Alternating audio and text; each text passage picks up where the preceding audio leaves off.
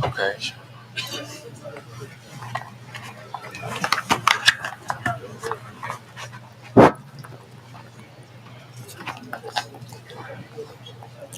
السلام عليكم ورحمة الله وبركاته.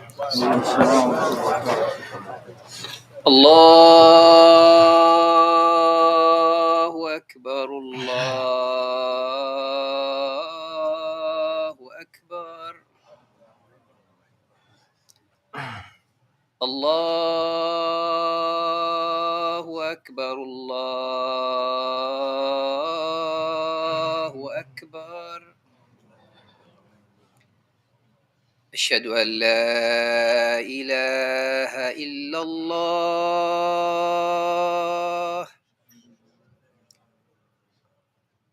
أشهد أن لا إله إلا الله.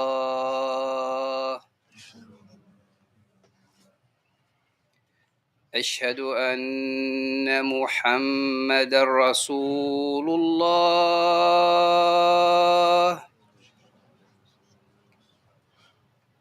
أشهد أن محمدًا رسول الله. حي على الصلاة.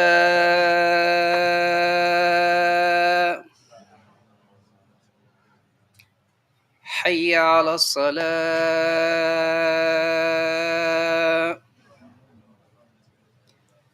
حي على الفلاح.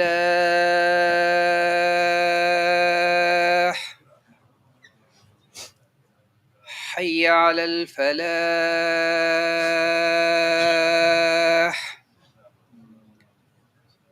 الله أكبر الله أكبر. لا إله إلا الله.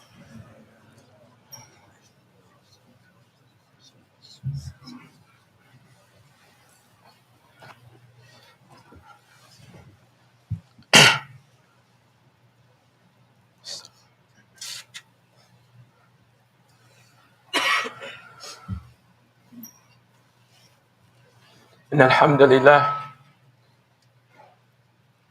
نحمده ونستعينه ونستغفره ونتوكل عليه ونعوذ بالله من شرور أنفسنا ومن سيئات أعمالنا. من يهده الله فلا مضل له ومن يضلل فلن تجد له وليا مرشدا. وأشهد أن لا إله إلا الله وحده لا شريك له وأشهد أن محمدا عبده ورسوله. يا أيها الذين آمنوا اتقوا الله حق تقاته ولا تموتن إلا وأنتم مسلمون. يا أيها الناس اتقوا ربكم الذي خلقكم من نفس واحدة وخلق منها زوجها وبث منهما رجالا كثيرا ونساء واتقوا الله الذي تساءلون به والأرحام إن الله كان عليكم رقيبا. يا أيها الذين آمنوا اتقوا الله وقولوا قولا سديدا يصلح لكم أعمالكم ويغفر لكم ذنوبكم ومن يطع الله ورسوله فقد فاز فوزا عظيما. أما بعد فإن أصدق الحديث كتاب الله وخير الهدى هدى محمد صلى الله عليه وسلم وشر الأمور محدثاتها وكل محدثة بدعة وكل بدعة ضلالة وكل ضلالة في النار. أما بعد أوصيكم وإياي بالتقوى الله والسمع والطاعة. I give myself and you all the advice to fear Allah subhanahu wa ta'ala jalla thana'u, and that we hear the admonishments and the recommendations of Allah subhanahu wa ta'ala and His mandates and the sunnah of the Prophet Muhammad sallallahu alaihi wasallam. We strive to do the best we can to put those things into practice. Allah subhanahu wa ta'ala jalla thana'u, He reminds us, Ya ayyuhalladhina amanu taqullaha wa tanzur nafsun ma qaddamat lighadin wattaqullah. Or you believe, fear Allah, and look to those things that you're going to put forth, those things that your hands are going to produce for tomorrow. And I apologize, brothers and sisters, for being so emotional when I ascended the lectern today. But it appears every time I have a subject in which I want to address in my khutbah, I'm met in my transition and coming to the masjid with something that inspires me and changes my heart to talk about something differently. And as I was coming in, I know many of us saw those giant banners downstairs, but the brother was raising money for the children in Gaza. And they don't even know the number of how many babies have passed away.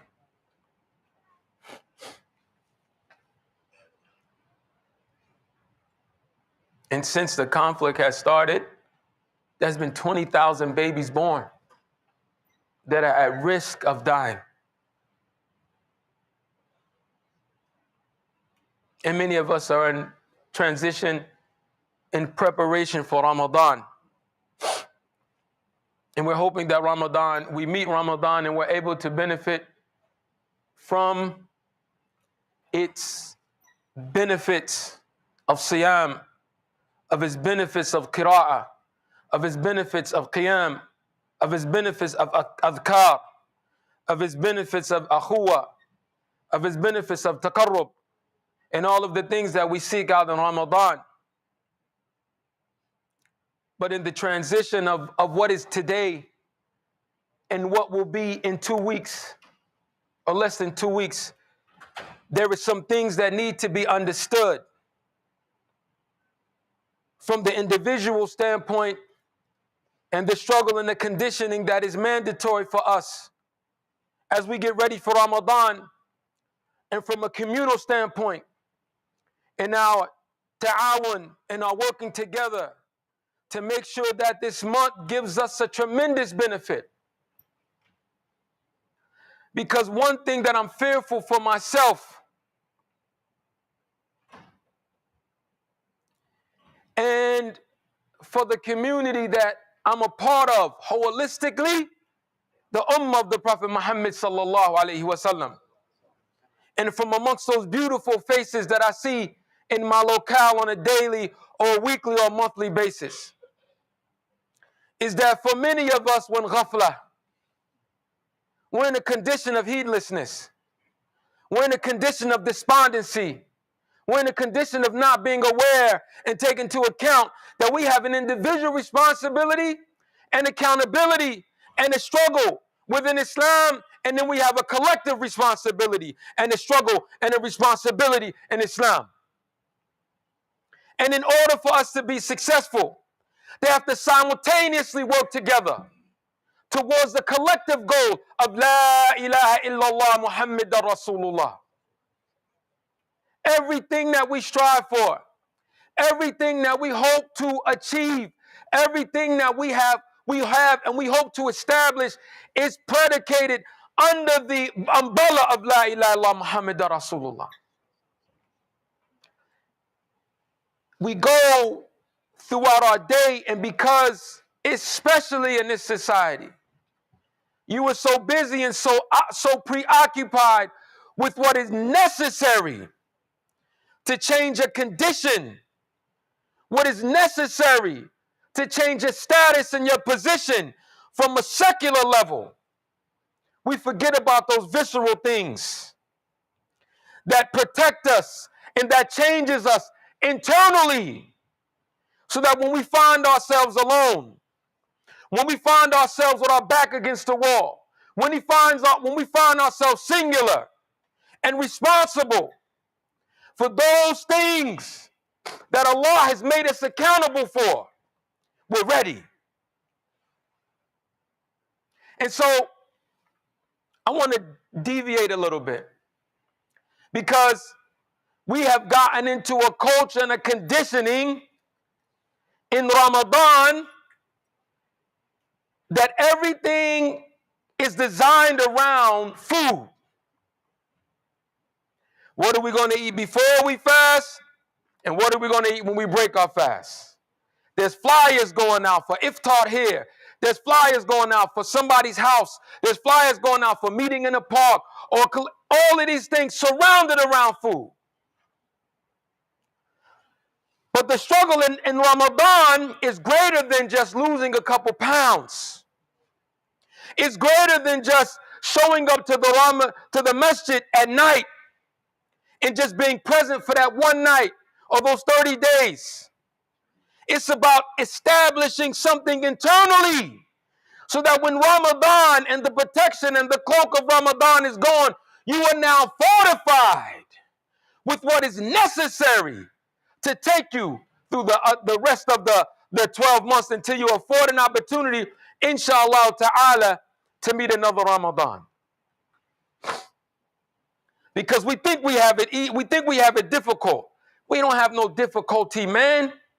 We don't have no hardship. We don't have no impedance in practicing our religion. Right? Ramadan came or was present during some of the most arduous and difficult times of the Muslims. We studied the Battle of Badr. And everybody thinks, subhanAllah, one of the greatest military campaigns that has ever come out of the Muslim struggle. And generally throughout history. We fail to realize that that's not how it started. The Battle of Badr didn't start off as a military campaign.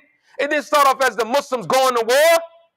It started off the Prophet Muhammad ﷺ knew that Abu Sufyan was coming back from being successful in some commerce. And the Prophet Muhammad ﷺ, although the historians and some of these weirdos try to paint it like the Prophet Muhammad ﷺ in the Ashab were Qata'u Turuk, like they were just some highway robbers.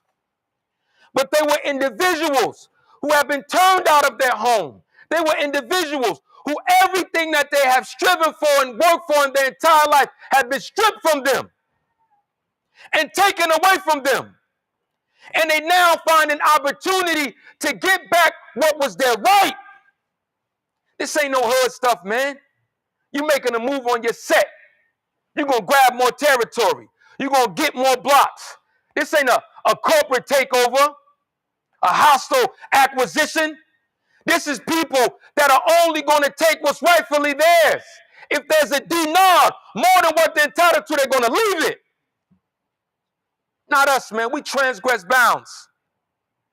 So they set out on this. And the Prophet Muhammad ﷺ, he wasn't arrogant. He didn't just say, yo, this is what we doing, man. I need my crew with me. I need the boys to get with me. He sought counsel. And he explained to them exactly what he was doing. And when they set out, what always happens with us, man, somebody spoke a little too much, gave some information, and Abu Sufyan got wind of what was going down. And he said, hold up. Let me send word to Mecca so that they can know what's about to prepare and they can send out a regiment just for protection. So I could protect all of this successful trade and commerce that I had in my travel. So he sent word out to Abu Jahl and all of the other shurafa within Mecca, the nobles. And you know, like anybody that think they got the upper hand, arrogance and hubris sets in place. And Abu Jahl like, now we justified. Now I can get rid of this Muhammad ﷺ and all of his companions and all of this stupid message that they came up with, that divided husband and wife, that divided father and son, that have divided community, that have made our slaves and those under us to rebel and think that they have a higher position than what we placed them in. And so the Prophet Muhammad ﷺ and the Ashab, 313, 2 horses, 70 camels around about, majority of them didn't even have anything to defend themselves. Because they're thinking, we're just going to go get this money. We're going to come right back, divide it up justly. We're going to get back. We're going to re-up.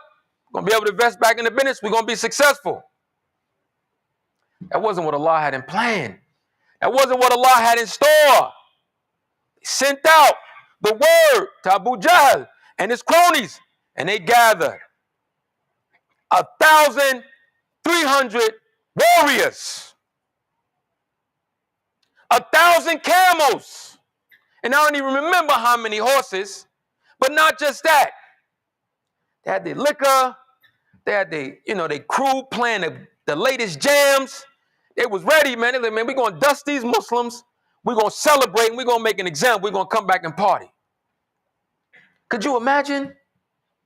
You set out, I'm just going to get what's rightfully mine. I'm just going to ride, get my money back, and I'm going to keep it pushing. Now, all of a sudden, you have to face 3 times your number. It was a 3-to-1 ratio. And you're not talking about just the youngest, the strongest cats. You're talking about the people who the society has turned their back on. Some of them didn't even have a full garment to wear. Some of them didn't have a place to stay. Many of them didn't even have food to feed themselves. And now they have to fight or stand up against this army of collective warriors. From each tribe, they picked out the best warriors to go face the Prophet Muhammad sallallahu alaihi wasallam. And they were ready to dust them. And so once the plans changed, Prophet Muhammad sallallahu alaihi wasallam, they say to us, listen, man, y'all got to roll with me, man. Don't bail on me. He took Shura to ask, what did they think? And who was the first one to stand up? Abu Bakr. Ya Rasulullah, we with you. Go on. Go on and do what you got to do. We got your back. Now, there was a contingency of 2 types. There was the Muhajirin, which were small in number, those that came from Mecca. Muhammad sallallahu alaihi wasallam, Abu Bakr, Umar, Hamza, the like. Ali, the like. Right? Uthman, the like. But the large majority were the Ansar from Medina.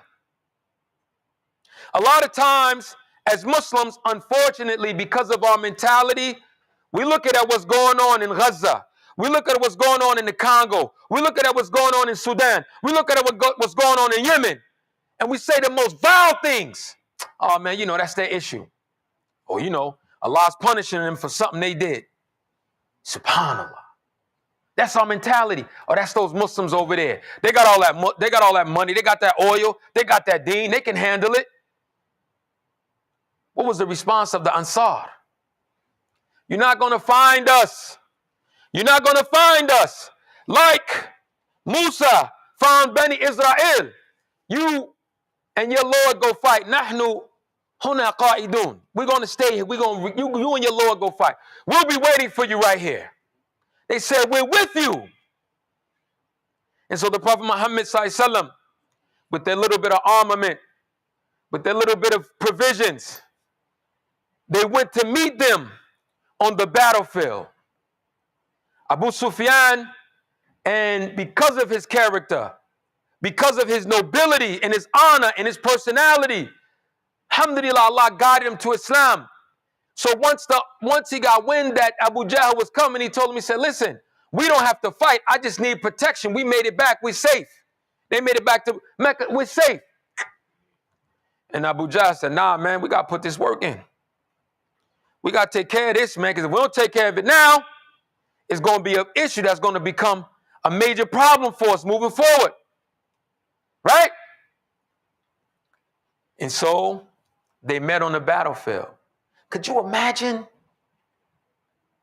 Could you imagine? Everybody in this masjid, right? We're going to go down to wherever and face whoever 3 times our number. Ask yourself, right now, as you are you ready? Are you ready spiritually? Are you ready mentally? Are you ready physically? Huh?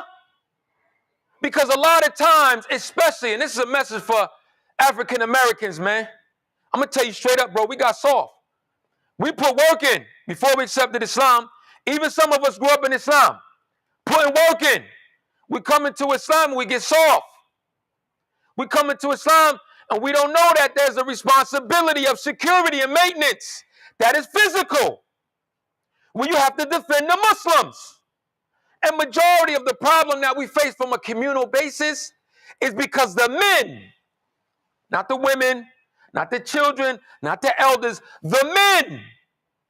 And I'm talking between puberty and 55, 60. The men have left off their responsibilities. Whenever you have a society that hasn't laid down a foundation for young people to be successful and to progress and to transition into leadership, and there is no protective or provisional measures for women and seniors, it's not going to last. You are not going to be successful. I don't care how many messages you build. I don't care how beautiful the carpet is. I don't care how warm it is in the wintertime, how cool it is in the summer. You are not going to be successful.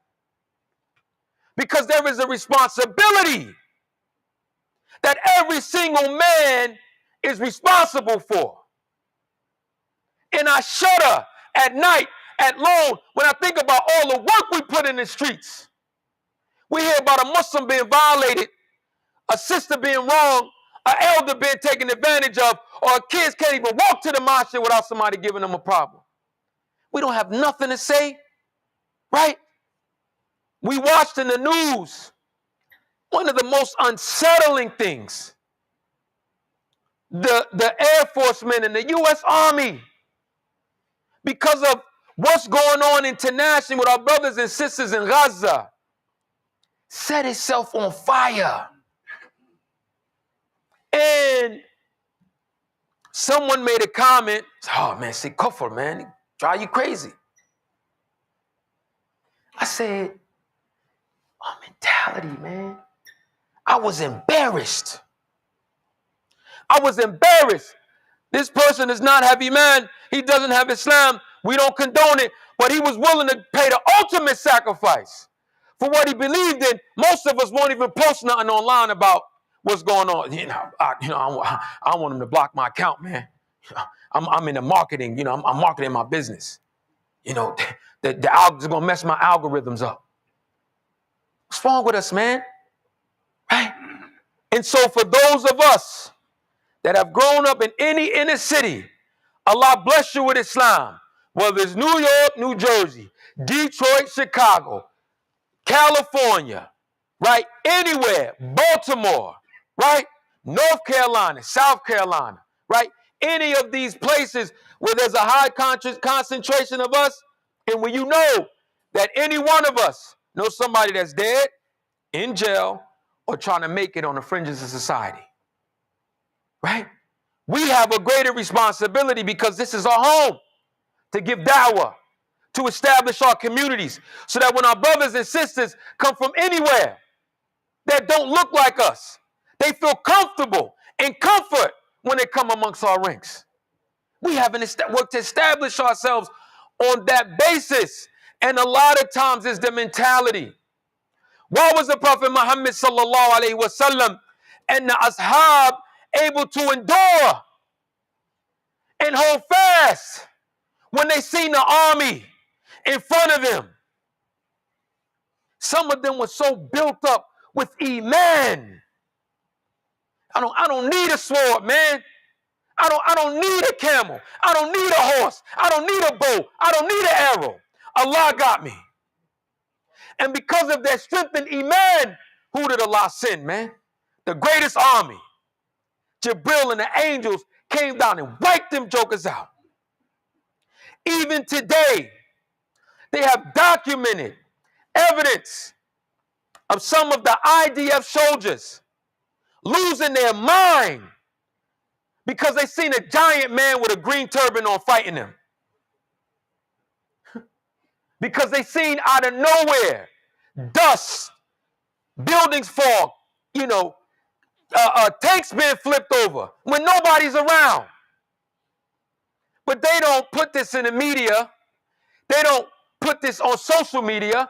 You don't hear this on CNN, Fox News, because they have an agenda.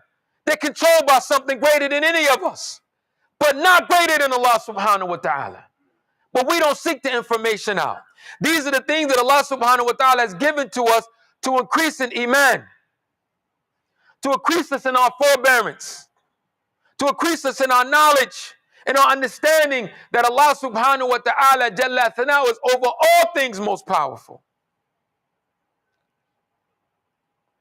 when the Prophet Muhammad sallallahu alaihi wasallam met with Abu Jahl and his caravan of warriors, of soldiers, the elite, right? We don't mention Abu Jahl because he's on a level with the Prophet Muhammad sallallahu alaihi wasallam. He's the opposite of the Prophet Muhammad sallallahu alaihi wasallam. Arrogant, pompous, kufr, right? They have what is called a mubaraza, a duel, where they call out the best of the best. Let's spar. Let's fight, right? And from amongst the Muslims, there was 3 from each side. From amongst the Muslims was Hamza and Ali. And when you think about this, Hamza was an older gentleman. He was seasoned. Who was Hamza? A lot of us don't really know who Hamza was. Hamza was the one when Umar, who was fierce, who was big in stature, who was known in battle, came to the Prophet, was coming to kill the Prophet Muhammad sallallahu alaihi wasallam with his sword around his neck. The historians say he was on a suicide mission. It was no way he was going to make it out of there alive. He had his sword around his neck, and the Prophet Muhammad sallallahu alaihi wasallam and those that were in council and they were remembering Allah didn't know that he had accepted Islam. They just knew that Omar was showing up. And so some of the ashab, he came knocking on the door. Some of the ashab was like, they said, what is it? They said, oh. Someone's like, it's Omar. Like, it's Omar. What a Hamza. Hamza said, so what? It's Omar. So what if it's Omar? If he's come here for good, he's welcome. But if he come here, we're gonna bury him with his own sword. So what if it's Omar? And I'm paraphrasing, brothers. So what if it's Omar? But Omar had accepted Islam. And so Hamza and Ali went on the battlefield and they were successful. And because of their success, it gave the Muslims a fortitude in Iman and in positioning, and they were able to be victorious. Where's the Hamza from amongst us? Where's the Umar? And I'm not just talking about religiosity, man, because it ain't often the brothers who's the most religious that's going to put in that work, who's going to protect the Muslims, who's going to give fi sabilillah, who's going to sacrifice, who's going to step on their own desires and their nafs so that the Muslims can be secure. The personality and the character of the Muslim, it has many dimensions. And for those that are correct, they're directly in line with what Allah subhanahu wa ta'ala mandated and what the Prophet Muhammad sallallahu alayhi wa sallam has come with.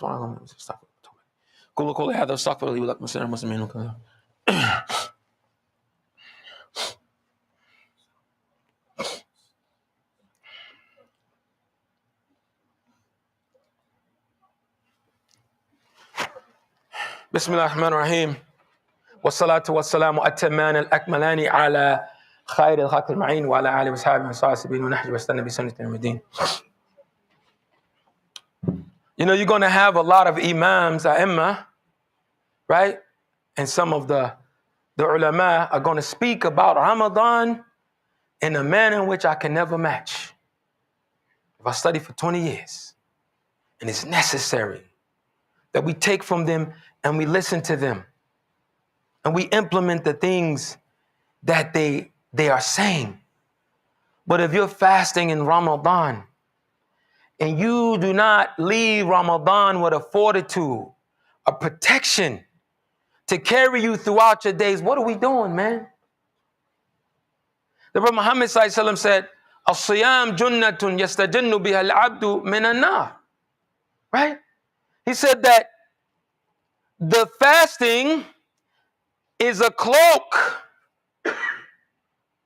that the slave of Allah actively, continuously pursues, not just in Ramadan, throughout his life, as a protection or a covering from the fire. If you're just fasting in Ramadan and you haven't fasted before Ramadan, you haven't put some days to fast after Ramadan, what are we doing? What are we focusing on? What are we striving for? You know, Jannah the verb in Arabic, Jannah, right? It has a meaning to it. But there's derivatives. There's Jannah, there's Jinnah, and there's Junnah, right? Jannah is paradise. Junnah is cloaking. But Jannah is Junoon, right? It's Junoon. It's craziness, right? And so if you're forsaking the Jannah of the Akhirah, and you don't use the fasting as a Junnah, a cloaking and a protection from all that's going on around you, you're going to get Junnah. You're going to come in, you're going to get Jannah. You're going to come into a condition of being Majnoon, right? You may not be crazy and crazed out of your mind, but you become crazy with gathering wealth. You become crazy with marriage and children and school and being successful. In Islam, we have a balance. In Islam, we have a modus operandi of how we live our lives. In Islam, we have a responsibility. So in this Ramadan, there are two struggles that we're going to face generically. And they're very intimate when you get into them. Number one is a personal struggle. That has to do with accountability, introspection, and taqarrub, acquiring that closeness with Allah. The second struggle is the communal struggle, right? That has to do with collaboration, responsibility, and the collective investment in the community. And if we understand intimately all of these prerequisites and responsibilities within these two generic responsibilities, we can then begin to build off them, better ourselves and better our community. Because I'm going to tell y'all, man, with everything that's going on in the world, it doesn't require money on the surface. It doesn't require armament on the surface. It doesn't require all of these things that we think the kuffar have, and that's why we think they're being victorious. It requires quwwah imaniyah. It requires that strength of belief internally. And we're now reaching the doors of Ramadan, and we haven't settled on sacrificing every single thing that we can so that we can maximize our benefit in this month. There are people from amongst us that are present and maybe listening to this khutbah or better khutbahs in it today that are not going to make it to 2 weeks. They're not going to make it to Ramadan.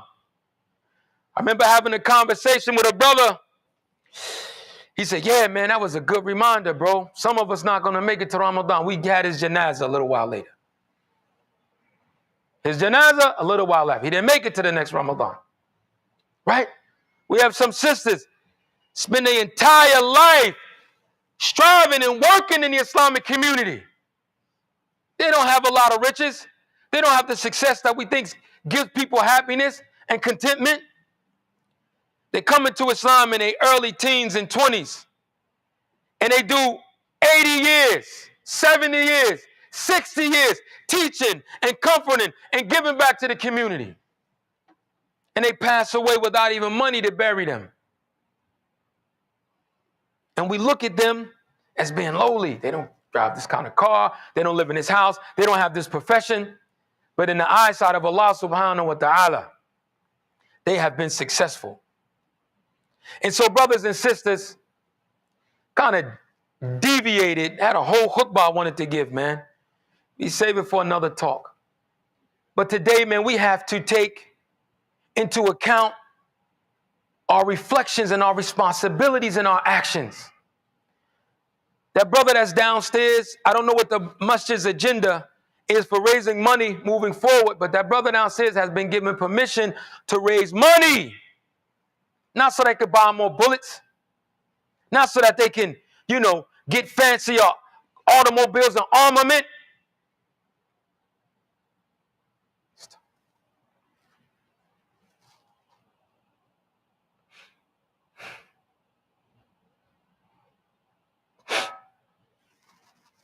so that they can purchase incubators. So that they can purchase incubators for babies. For babies. Many of us sitting around right now, we worried about what outfit we're going to wear to the Eid. We thinking about the first the Jumu'ah in Ramadan. I'm going to put on this white joint, man. We're entering into Ramadan now, and we're worrying about the food we're going to eat. There's brothers and sisters of ours in Gaza, in the Congo, in Yemen, in Sudan, that haven't eaten in 12 days, that haven't eaten in 3 weeks, that are so malnourished, they're unrecognizable. And we're sitting around here worried about whether they gave me all the fries in my Chick-fil-A basket.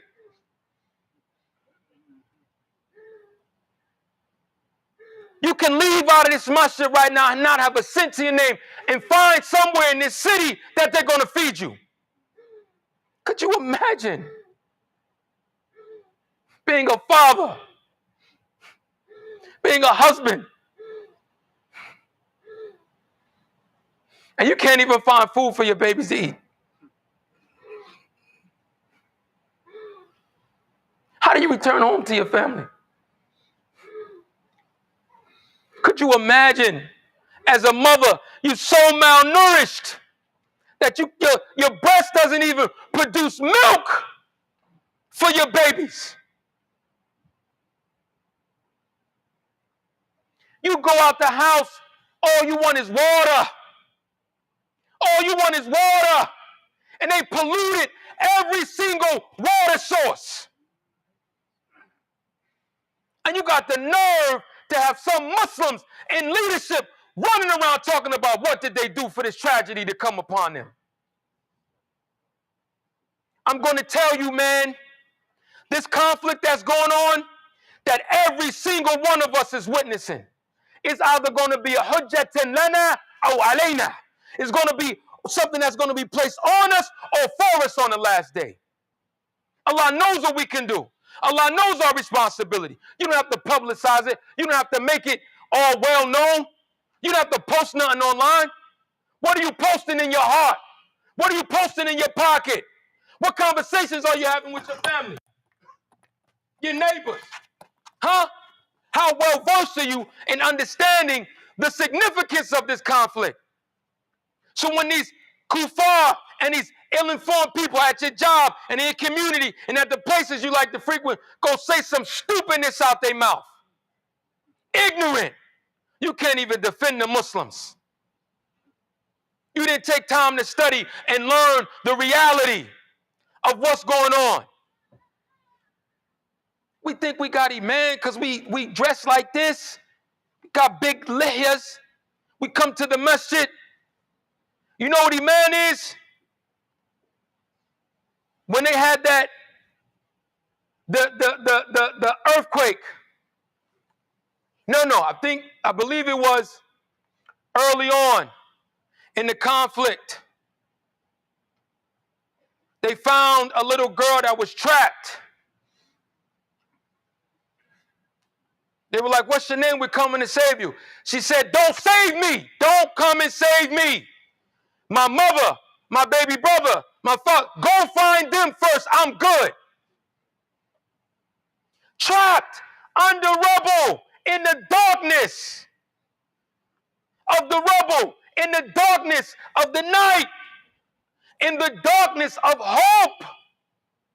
If this building, may Allah forbid, was a collapse right now, they'll bring in all of the collapse equipment, right?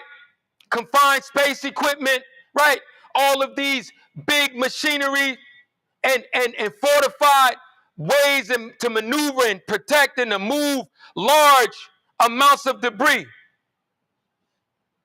But in most places in the world, you're digging people out with your hands.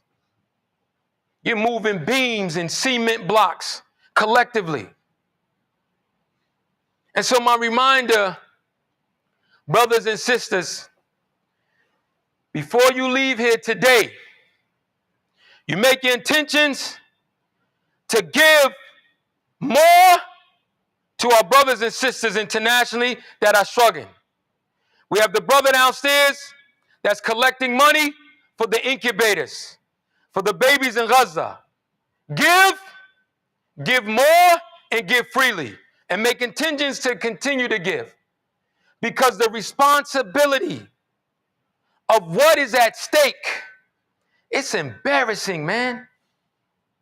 It's embarrassing, man, to see, I hate to say it, man, like, I was like, yeah, man, that's why I don't like these Muslim leaders, man.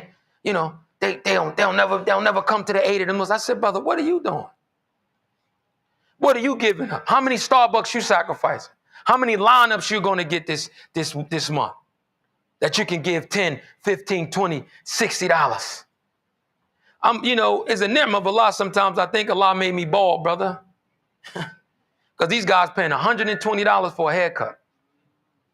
I seen a guy pay $500 for a haircut. I said, brother, I would have did it for 15.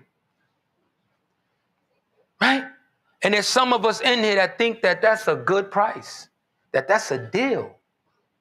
But we have our brothers and sisters in incarceration for months before the conflict, years before the conflict, right? Being raped, not just the women, the men and the little boys, right? Being abused, right? And we're oblivious to it. And we come to Ramadan, we about to reach Ramadan, and we want to throw our hands up and ask Allah to give us everything that we want. We praying for a new car. We praying for a raise at our job. We praying for a better house. Huh? Oh yeah, and help our brothers and sisters in Gaza, and then, in Yemen, and in the Congo, and in Sudan. It's an afterthought. No, brothers and sisters, we have to be responsible. Every single individual, man, woman, and child has a responsibility. And majority of our children, I don't care how poor you think you are in the 1 percentile internationally. If you're giving your child sneaker money that's $200, $150, $200, $300 for one pair of sneakers, that's more money than the majority of the world makes in a year. Right? And so it's a realignment of our priorities. It's an adjustment in the way of our thinking. It's us going into this Ramadan before we reach the gates of Ramadan with a plan of action. And I pray to Allah subhanahu wa ta'ala that He purifies our intentions and He makes us sincere. That He gives us the best of our speech and actions. That He gives us the good in this world and the good in the next world. And that He preserves us from our own desires, our own nafs, and those things that affect us from around us. ربنا آتنا في الدنيا حسنة وفي الآخرة حسنة وقنا عذاب النار. ربنا لا تزغ قلوبنا بعد إذ هديتنا وهب لنا من لدنك رحمة إنك أنت الوهاب. اللهم إنا نسألك الجنة وما قرب إليها من قول وعمل ونعوذ بك من النار وما قرب إليها من قول وعمل. Oh Allah, please help our brothers and sisters in Palestine, in Gaza, in the Congo, and in Sudan. Oh Allah, please establish their footing firm and remove any fear or any anticipation or any anxiety that they have in facing the enemy. Oh Allah, give them victory over the kuffar. Oh Allah, allow their enemies to be met with an army that cannot be beat, sent directly from you. Oh Allah, please protect our women and our children all over the earth and our seniors, and provide them with the means and the sustenance that they need, that they can live a life of honor and nobility. هذا وصلى الله على سيدنا محمد. قيم الصلاة. الله أكبر الله أكبر أشهد أن لا إله إلا الله أشهد أن محمد رسول الله حي على الصلاة حي على الفلاح قد قامت الصلاة قد قامت الصلاة الله أكبر الله أكبر لا إله إلا الله. استووا واعتدلوا. I'm good, Sheikh. استووا واعتدلوا سووا صفوفكم وتراصوا ولا تختلفوا فتختلف قلوبكم إن تسوية الصفوف من تمام الصلاة. اعتدلوا يرحمكم الله. استغفر الله.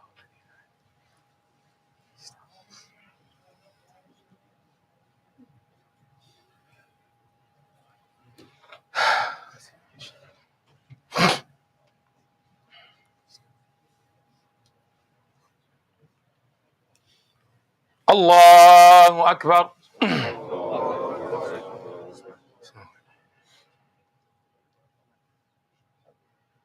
الحمد لله رب العالمين الرحمن الرحيم مالك يوم الدين إياك نعبد وإياك نستعين اهدنا الصراط المستقيم صراط الذين أنعمت عليهم غير المغضوب عليهم ولا الضالين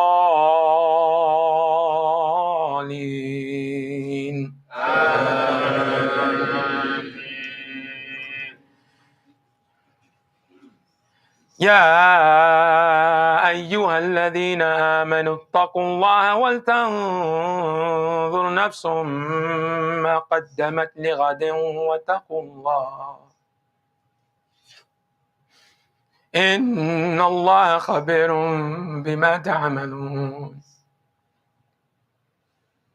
ولا تكونوا كالذين نسوا الله فأنساهم أنفسهم أولئك هم الفاسقون لا يستوي أصحاب النار وأصحاب الجنة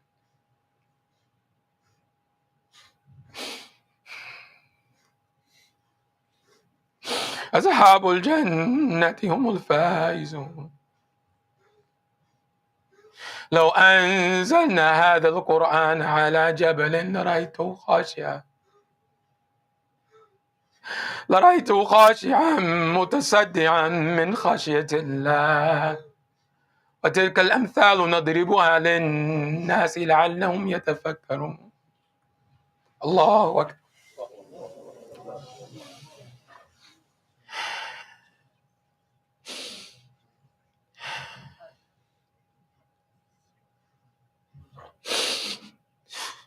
سمع الله لمن حمده. الله أكبر.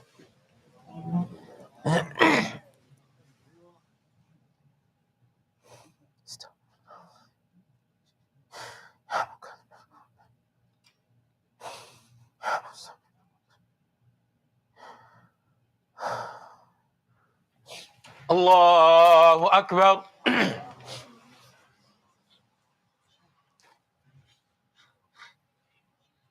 الله أكبر.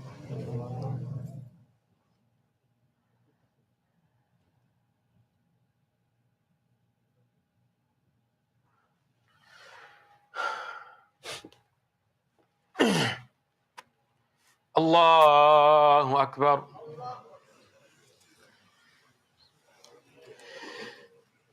الحمد لله رب العالمين الرحمن الرحيم مالك يوم الدين إياك نعبد وإياك نستعين اهدنا الصراط المستقيم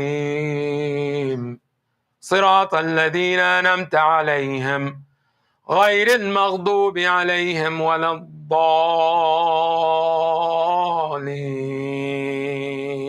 آمين.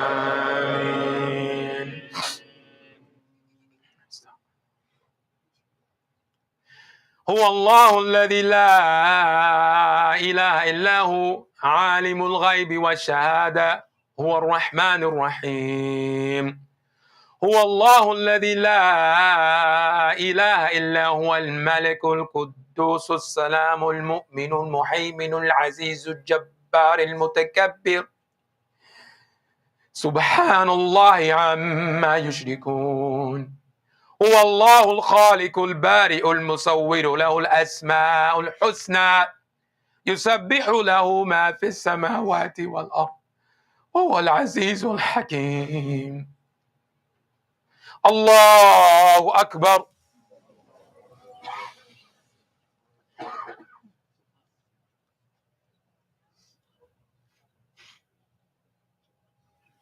سمع الله لمن حمده. الله أكبر.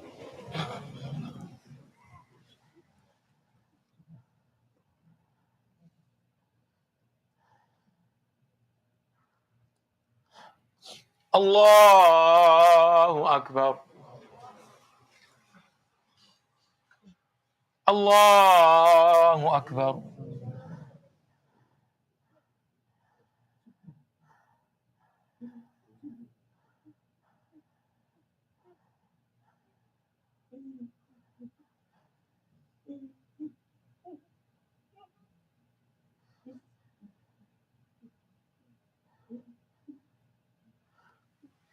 الله أكبر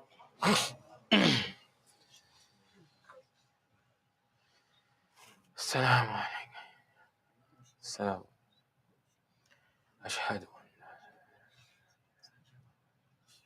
وأشهد أن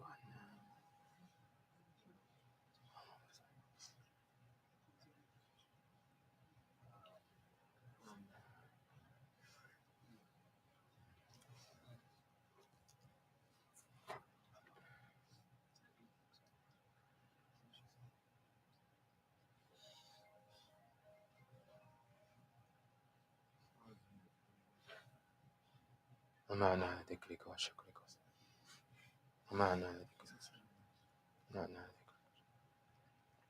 السلام عليكم ورحمة الله. السلام عليكم ورحمة الله.